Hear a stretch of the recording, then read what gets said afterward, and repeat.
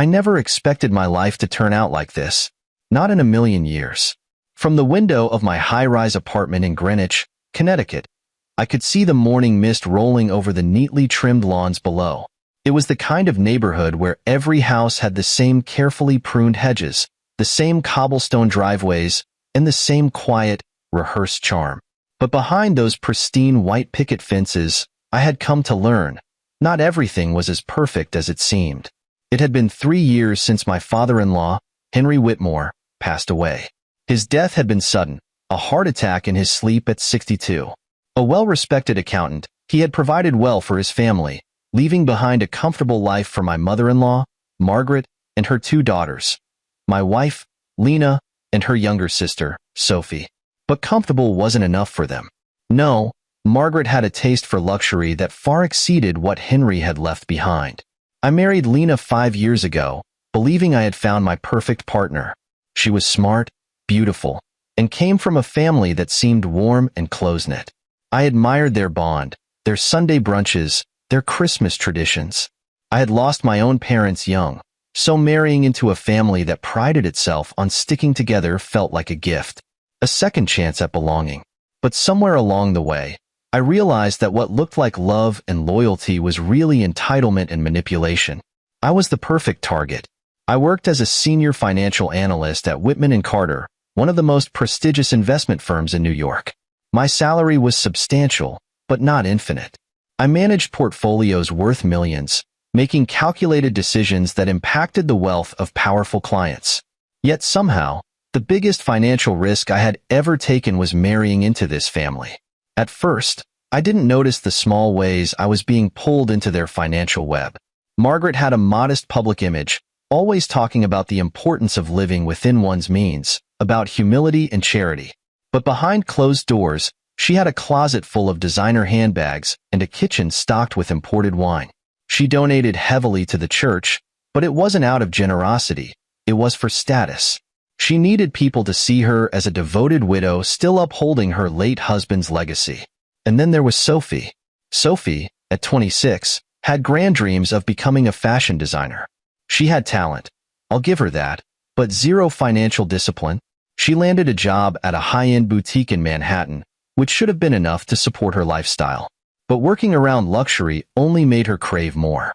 Every paycheck disappeared into handbags, shoes, and overpriced dinners. And when the credit card bills came, guess who she ran to? "I'll pay you back, Mark," she would say, standing at my door with a sheepish smile. "Next month for sure." Next month never came. Lena, of course, saw nothing wrong with it. "She's young. She's figuring things out," she would say dismissively. Besides, what's family for? Family. That word was wielded against me like a contract I never signed. What was I supposed to do? Let her ruin her credit? Let Margaret default on her mortgage? Let Lena feel like I wasn't supporting her family? Every time I caved, it felt less like generosity and more like a silent tax for being their son-in-law. And so, I paid for things quietly. I covered Sophie's late payments. I helped Margaret keep up appearances at church. I let it happen because I wanted to believe that they would do the same for me if the roles were reversed. That's what family does, right? But it was never enough. The more I gave, the more they expected. And I told myself, just one more time. Just one more time and then I'll draw the line. But the line never came. Then Sophie got engaged. I should have seen it coming.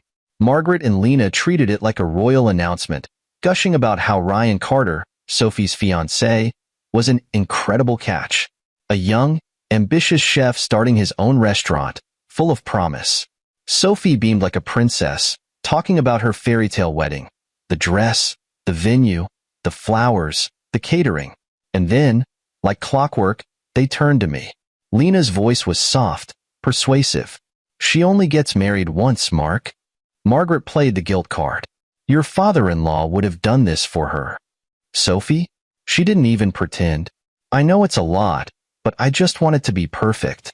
I should have said no. I should have stood my ground. Instead, I did what I had always done. I opened my wallet and shut my mouth. $50,000. That's what it cost to keep the peace. To keep Lena from looking at me like I had failed her. To keep Margaret from treating me like an outsider in my own marriage. To keep Sophie from pouting and throwing a tantrum like a child who didn't get her way. I wired the money without hesitation, without reading the fine print on my own sanity. I told myself it was a one-time thing, that after this, I was done. I had no idea how wrong I was. I should have known it was coming. The moment Sophie announced her engagement, I saw it in Margaret's eyes.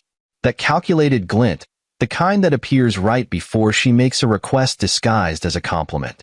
"Oh, Mark," she sighed, folding her manicured hands in front of her. "You've always been so good to this family." Lena sat beside her mother on the couch, smiling sweetly, as if she wasn't about to drop a financial bombshell on my lap. Sophie, meanwhile, twirled the 2-carat engagement ring on her finger, barely paying attention to the conversation. It was a gorgeous diamond, one that Ryan, her fiancé, definitely couldn't afford on a chef's salary. But I knew better than to ask how she got it. Margaret's voice softened, shifting into her well-practiced tone of motherly persuasion. "You know how much Sophie looks up to you, don't you?" That was the setup. The guilt trip always came next.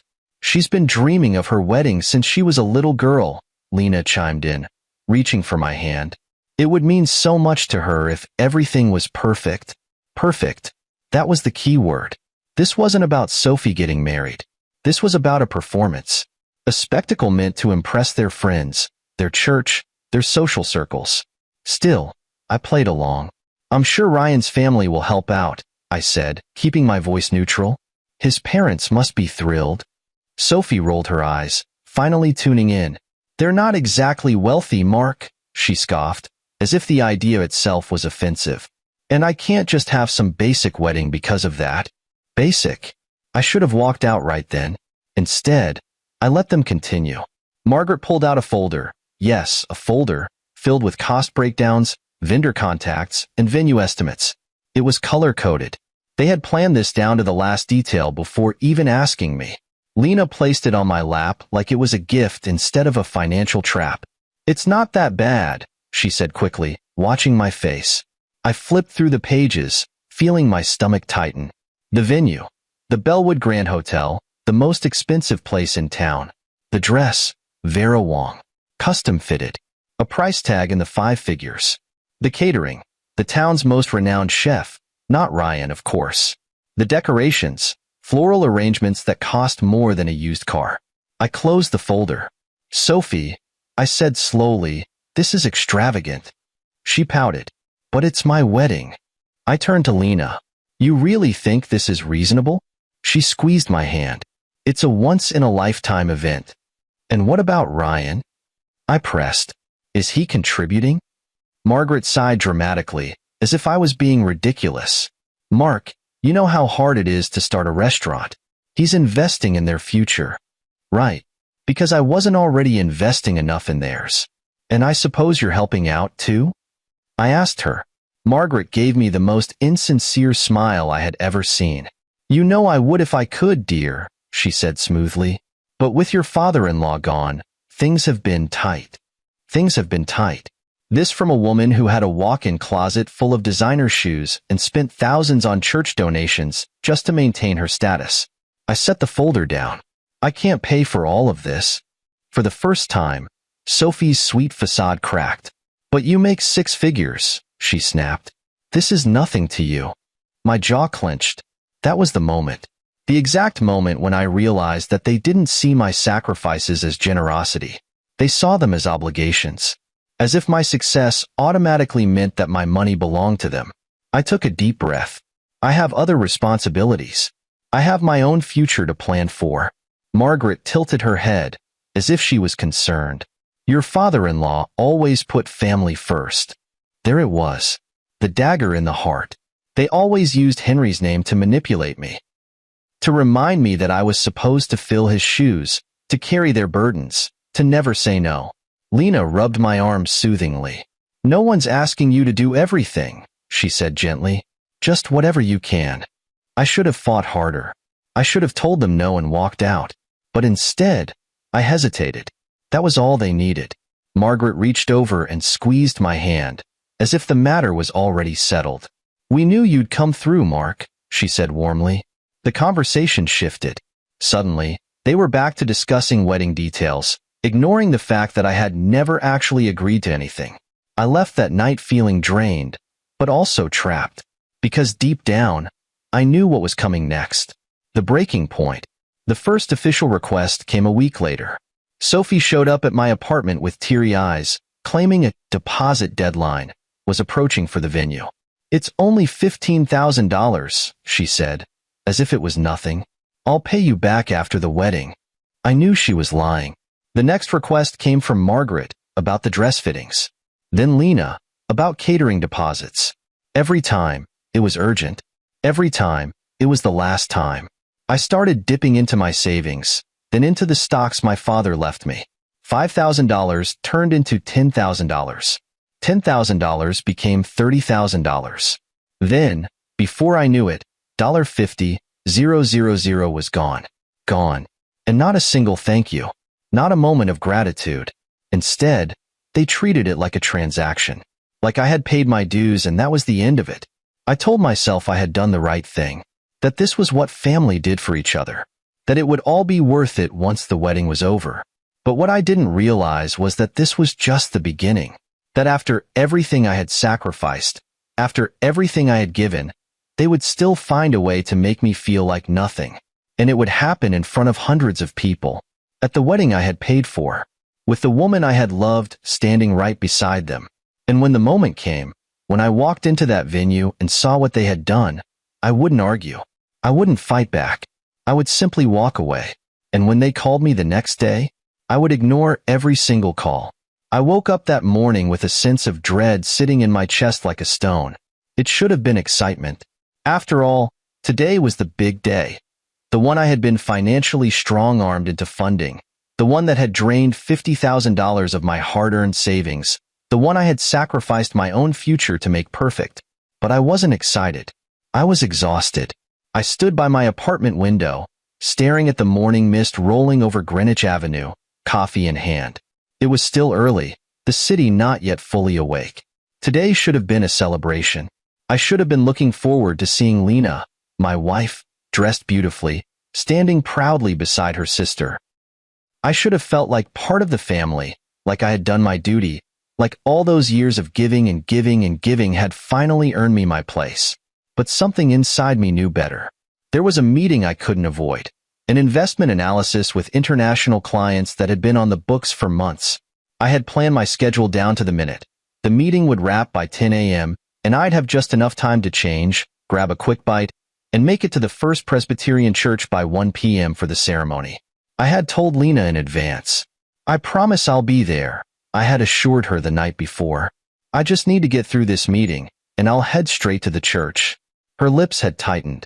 Work is more important than my sister's wedding? I should have argued. I should have reminded her that this wedding wouldn't even be happening without me. But I didn't. I just said, "I'll be there."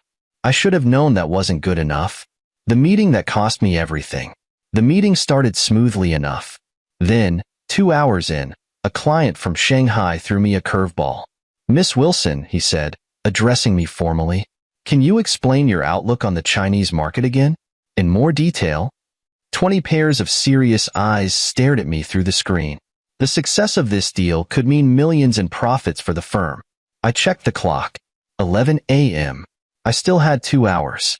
If I wrapped things up quickly, I could still make it. Then the market tanked.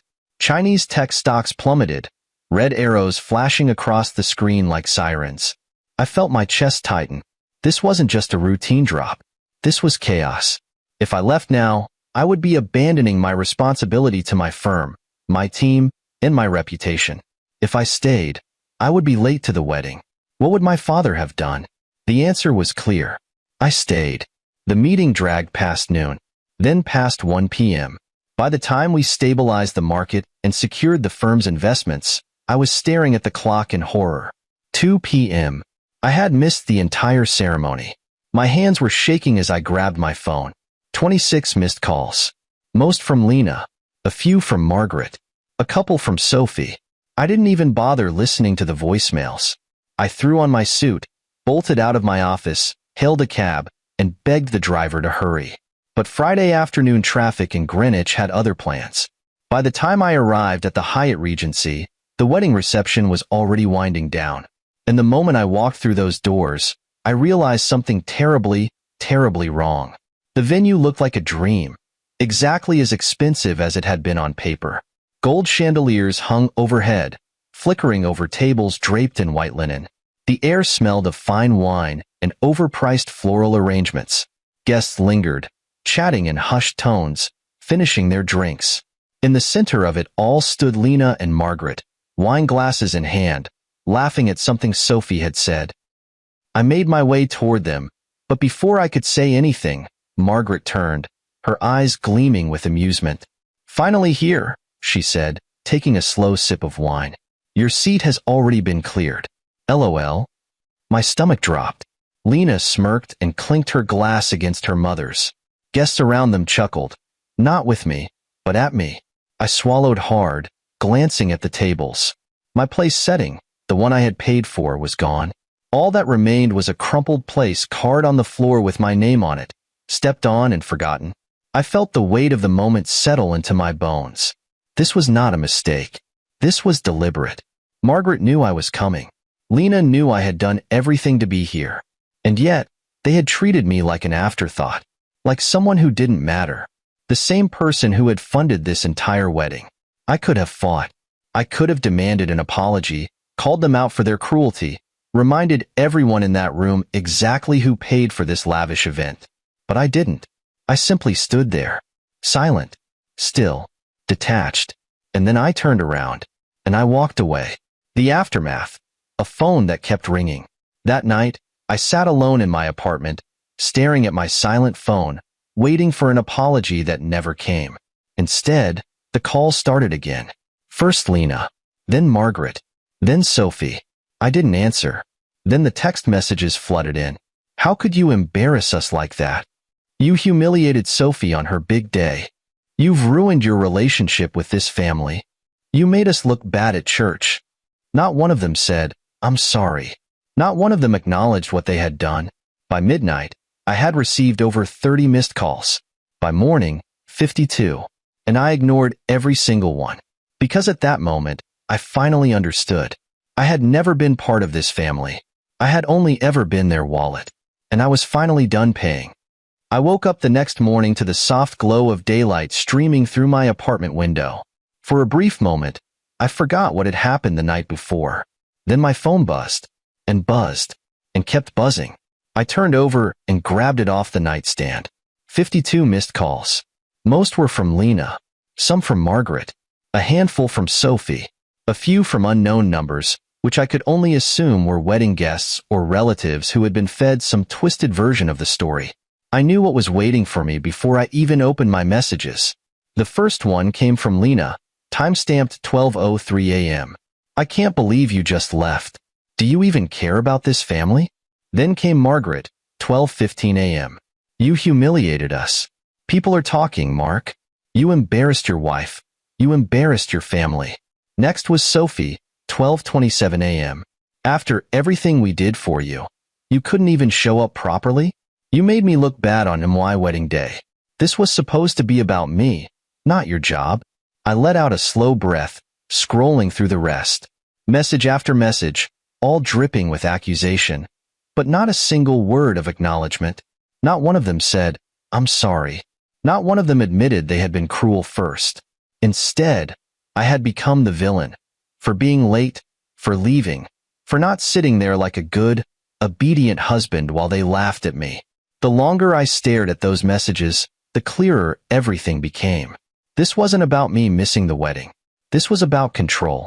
They had expected me to accept the humiliation, to apologize for a crime I hadn't committed, to chase their approval even after they had openly mocked me in front of 100 people.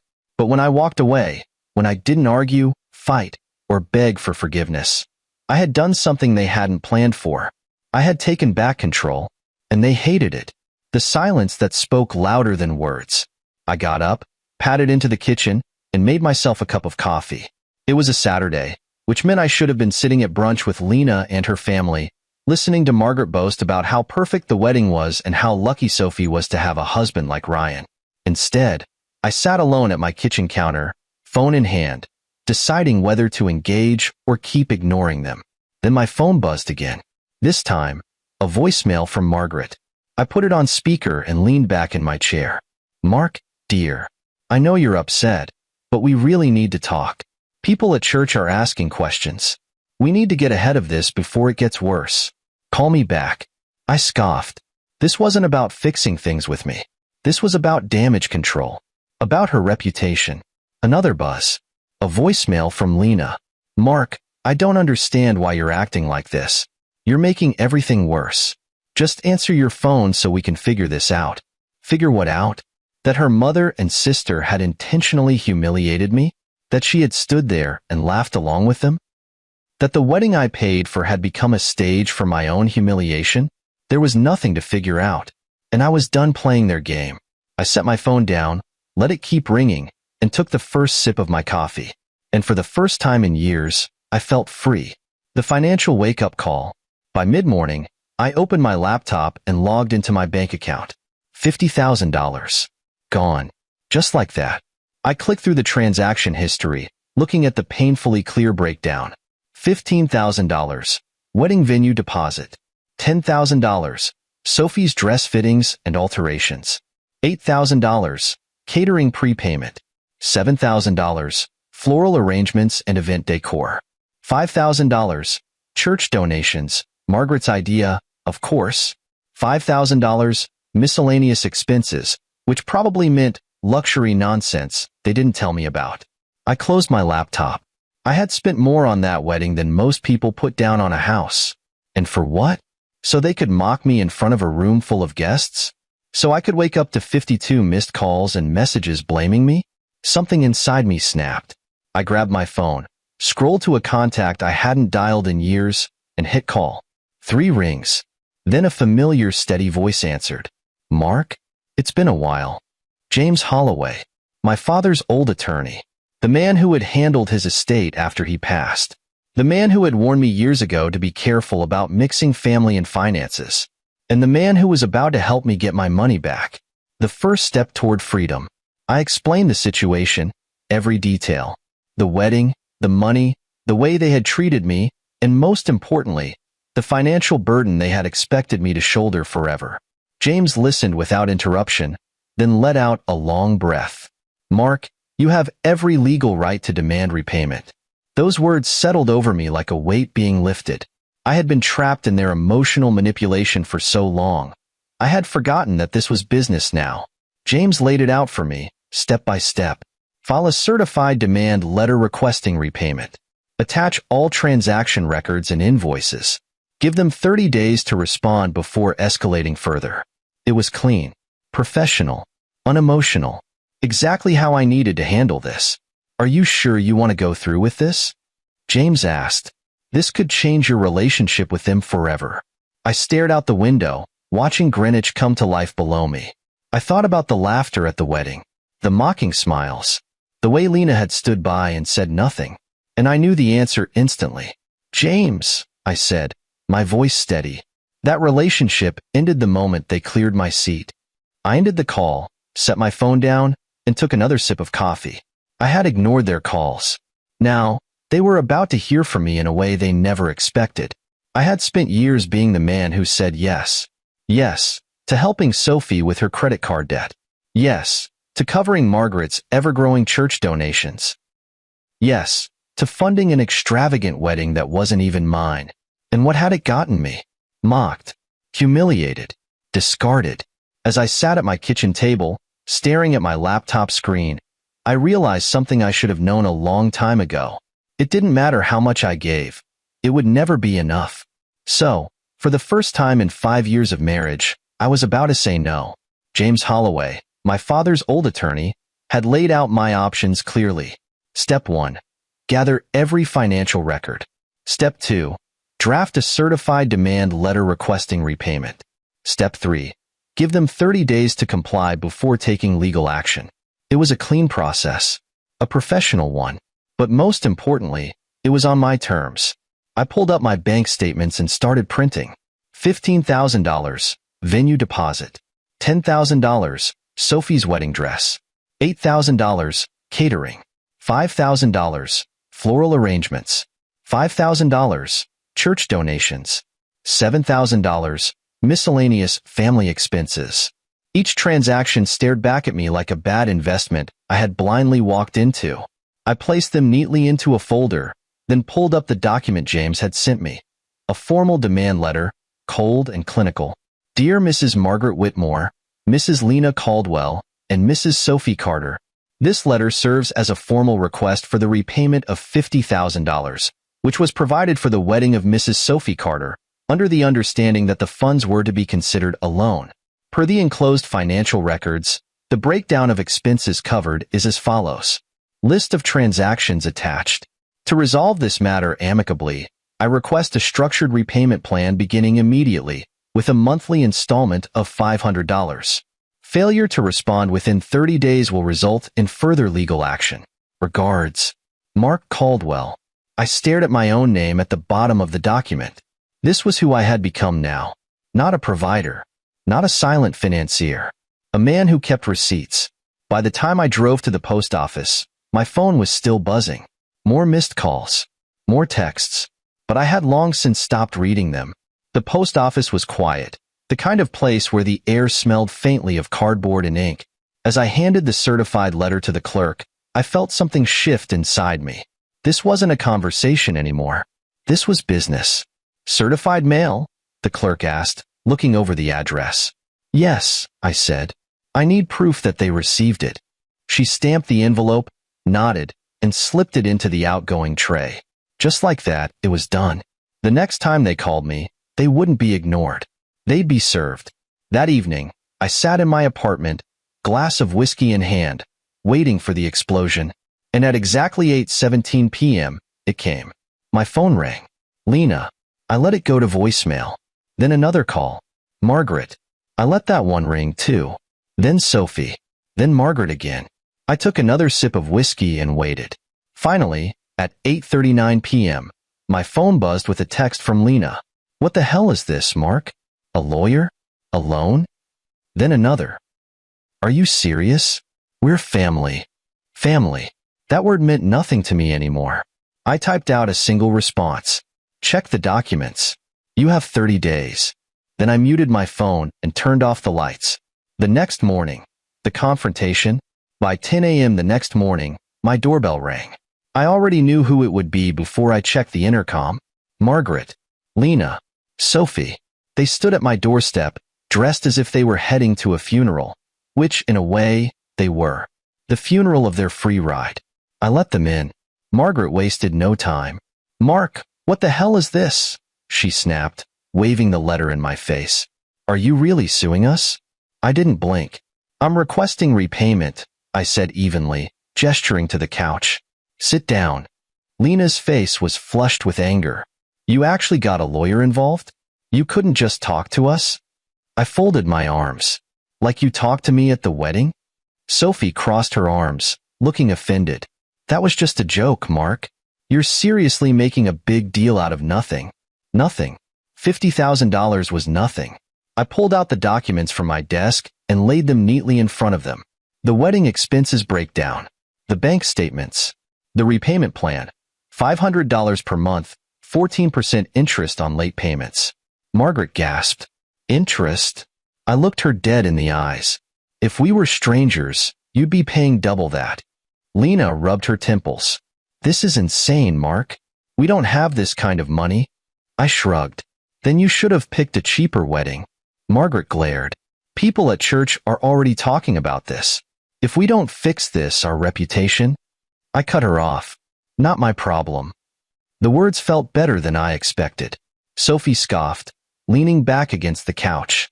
You're actually going through with this, aren't you? I nodded. The only question is whether you make the payments willingly or I take this further. Silence. Then, finally, Ryan, Sophie's new husband, spoke for the first time. I'll take responsibility for the repayment, he said quietly. We'll pay it back. Sophie's head snapped toward him. Ryan. He ignored her. I gave him a long, measured look. He had been the only one not mocking me at the wedding. And now, He was the only one acting like an adult. Good, I said. Then we'll finalize the paperwork tomorrow. I watched them leave, their faces ashen, their pride shattered. As the door clicked shut, I let out a slow breath. This wasn't the end of my battle with them, but it was the beginning of something better. The beginning of a life where I was finally in control. I never thought I'd reach a point where I had to sit my wife and in-laws down like I was a debt collector.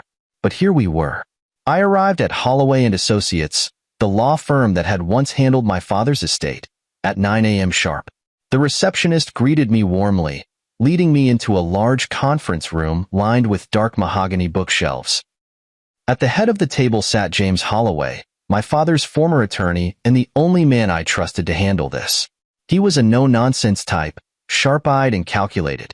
He glanced over the repayment contract we had drafted the day before and gave a small nod.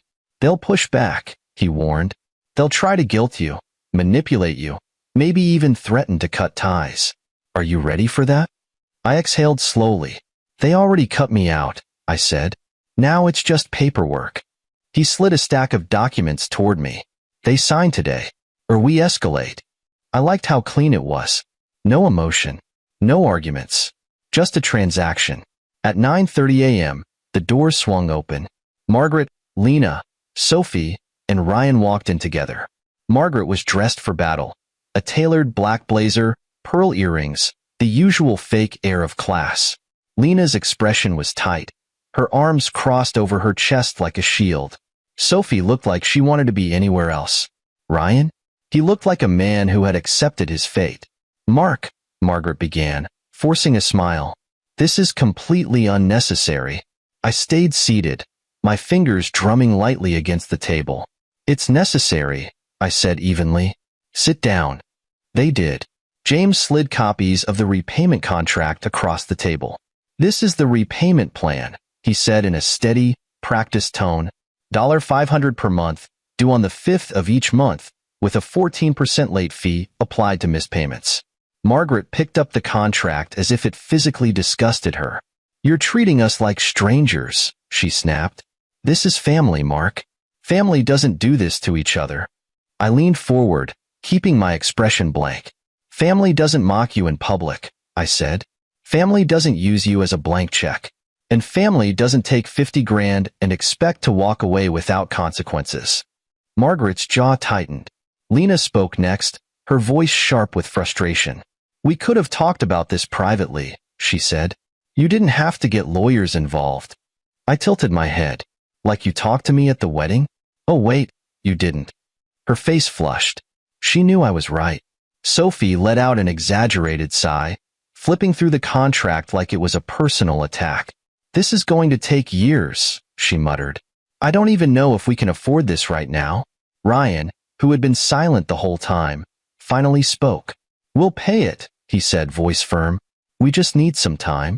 Margaret shot him a glare. "You don't speak for this family." He turned to look at her, expression unreadable. "I do now." Sophie stiffened. "Ryan." "No," he said, shaking his head. "This is his money, and he has every right to ask for it back." I almost felt bad for the guy.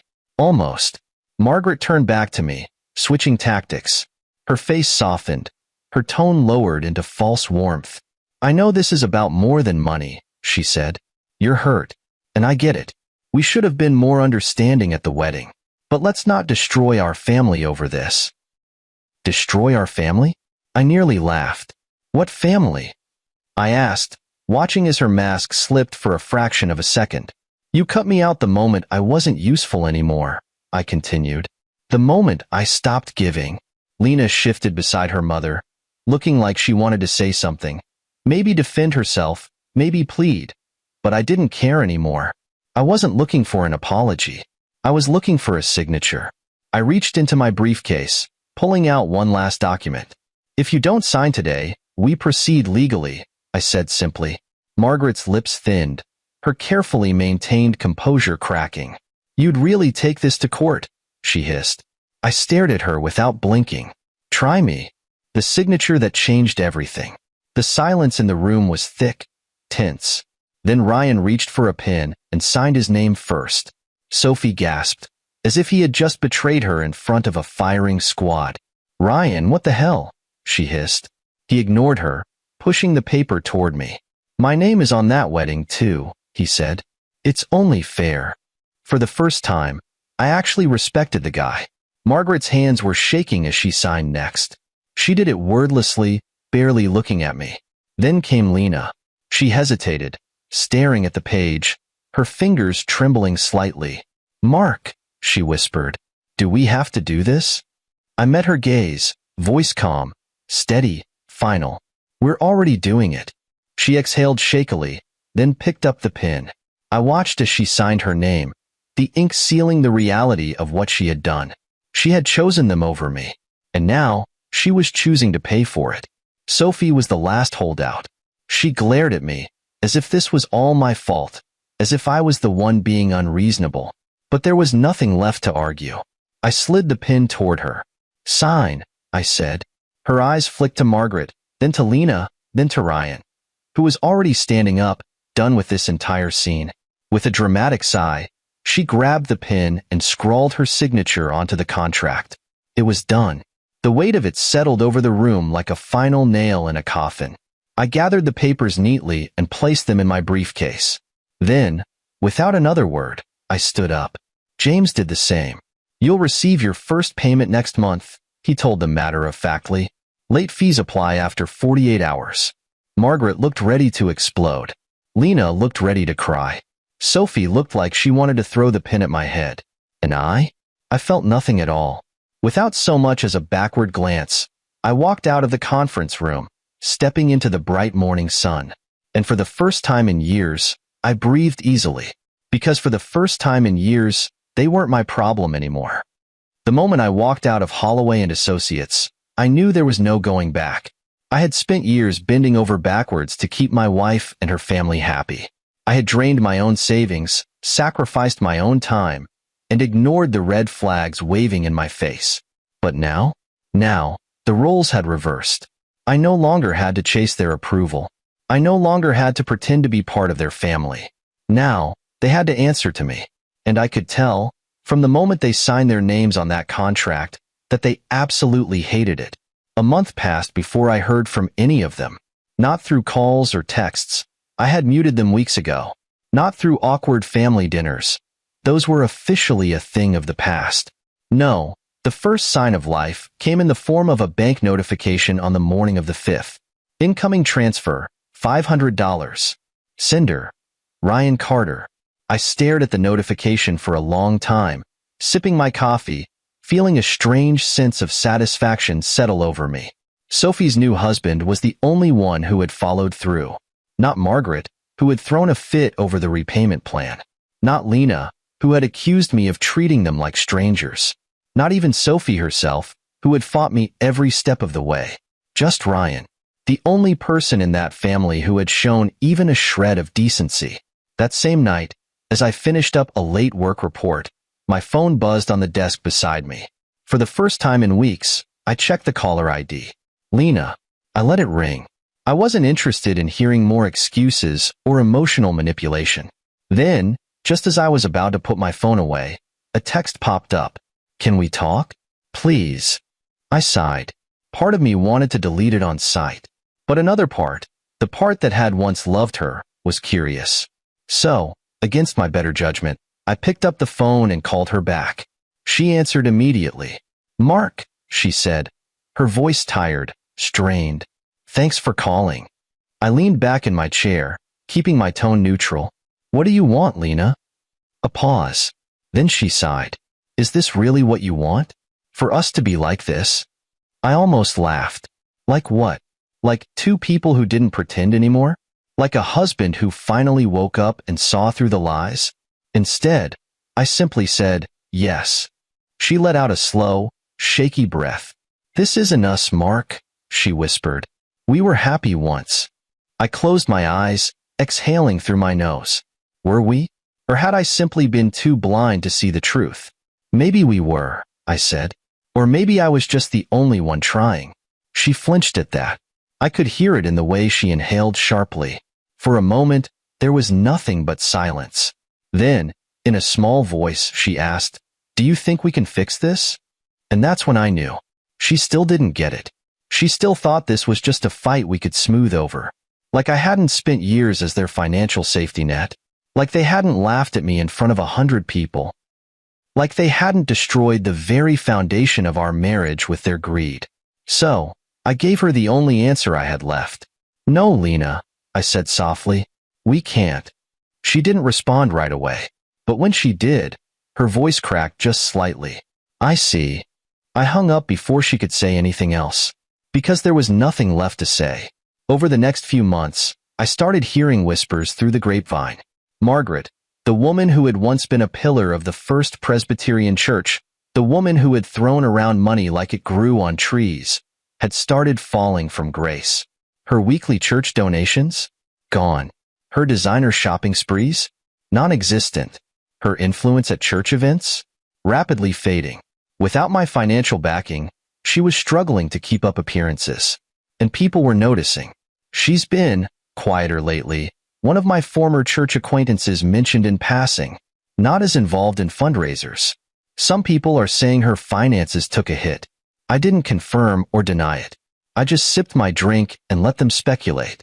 Because Margaret's true wealth had never been about money. It had been about perception. And now, that perception was shattering. Sophie's reality check. A year after the wedding, I ran into Sophie at a supermarket. I almost didn't recognize her at first.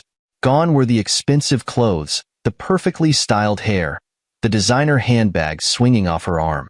She looked normal, tired, like someone who had finally been forced to grow up. She saw me too, and for a moment, I thought she might pretend not to. But then she sighed and walked over. Hey, she said, shifting awkwardly. I nodded. Hey. She glanced at my basket, then back at me. Did you get the last of the fresh basil? I looked down. Sure enough, I had grabbed the last pack. I held it out to her. Take it.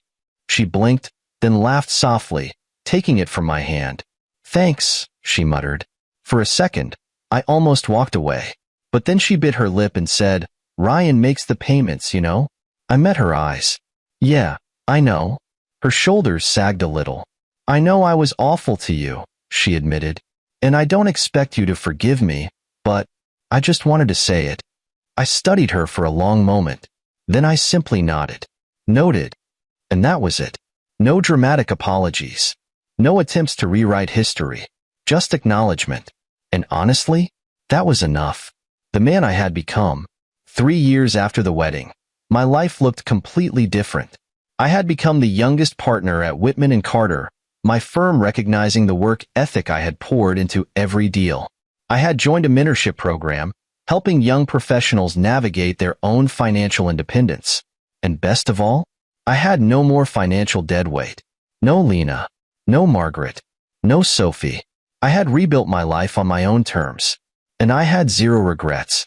As I stood by my apartment window, sipping a glass of Chardonnay, I watched the streetlights flicker below. For the first time in years, I felt at peace, because I had finally learned the most valuable lesson of all. Not every family deserves your loyalty, and some debts aren't just about money. I used to think that family was forever, that no matter what happened, no matter how many mistakes were made, blood ties meant loyalty, forgiveness, and unconditional support. But life had taught me otherwise. Family isn't about genetics or last names. It's about respect. It's about reciprocity. And it's about knowing when to walk away. It had been 3 years since I made that decision. 3 years since I mailed that legal demand letter. Since I stopped playing the role of their financial safety net. Since I stopped chasing the approval of people who had never truly valued me. Now, I was standing at my father's grave, looking down at the headstone that had once felt like a painful reminder of everything I lost. But today, for the first time, I didn't feel the usual weight of grief. I felt peace. I placed a bouquet of white lilies at the base of the stone, exhaling as the spring breeze rustled the leaves above me. Hey, Dad, I murmured. I think you'd be proud of me now. I had spent years trying to live up to an expectation that was never real. They had told me, over and over, your father would have done this for us. But my father wasn't a fool. He wasn't a man who let others walk all over him. And I finally understood that. I wasn't betraying his legacy. I was honoring it by choosing self-respect over blind obligation. A career, a purpose, a future. The old version of me, the man who had drained his savings to fund a wedding he wasn't even respected at, was long gone. Now, I had a career that I had built on my own terms. After the firm had seen how I handled the high-risk international market crash, I had been promoted to senior partner at Whitman & Carter, the youngest partner in the firm's history. I had made the 40 under 40 list in a prominent financial magazine. My expertise was being sought out by investors, CEOs, and rising entrepreneurs. But success, I had realized, wasn't just about money or recognition. It was about having control over your life. And that was something Lena's family had tried to take from me. The monthly transaction that meant nothing. Every month, on the 5th, my phone still lit up with a notification. Incoming transfer, $500. Sender, Ryan Carter. At first, I had expected it to be an empty promise, a way to pacify me before they tried to back out of the agreement. But to my mild surprise, Ryan had never missed a payment. He was a man of his word, even if the rest of them weren't. But that monthly transfer? I didn't celebrate it. I didn't feel satisfied by it. I simply logged it into my records like any other financial transaction and moved on. Because that's all it was now. Business. They had treated me like a walking ATM for years. Now, they were repaying a debt. It wasn't personal. It wasn't emotional. It was just balance being restored. I heard through the grapevine that Margaret had finally lost her place in the First Presbyterian Church's elite social circle. Without my financial support, her donations dwindled. Without the constant stream of luxury expenses, her status faded. She was no longer the powerful widow maintaining her late husband's legacy. She was just another aging woman struggling to keep up with an image she could no longer afford. I imagined it must have eaten her alive, watching as the people who once flocked to her brunches and admired her extravagant lifestyle now treated her as just another former socialite past her prime. But I didn't care anymore. She had built her entire identity on appearances, and when those appearances shattered, she had nothing left. That was her burden to bear. Sophie, the reality check she never wanted. Sophie's lavish lifestyle had crumbled just as quickly. Ryan's restaurant had shut down within a year. He had taken a job at a small pizzeria in New Haven, trying to make ends meet. And Sophie? She had gone from wearing designer brands to shopping clearance racks. She had spent her entire life living beyond her means, believing that as long as she could charm, manipulate, or guilt someone into paying, the money would always be there. But now, she was learning what it felt like to budget for the first time.